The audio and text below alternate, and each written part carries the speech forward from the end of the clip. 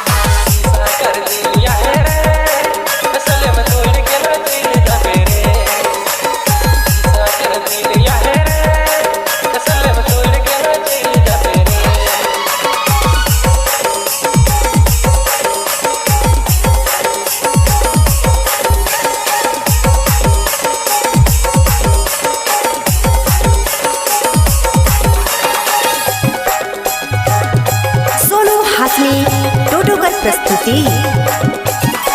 कच्चा दिल है सच्चा प्यार है ना छोड़ावे जोड़ी ना छोड़ावे। सच्चा दिल है कच्चा प्यार है ना छोड़ावे जोड़ी ना छोड़ावे। शीशा कर दिया है रे असल में तोड़ के ना चल जाते रे। शीशा कर दिया है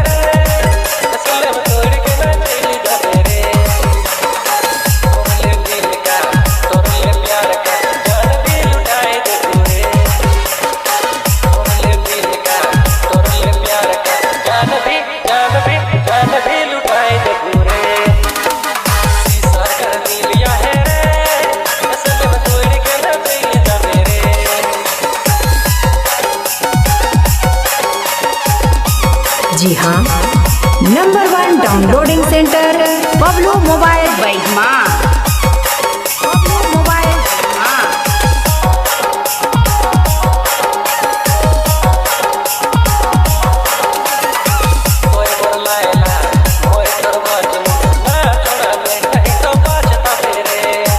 सोनू हासमी टोटोकर प्रस्तुति।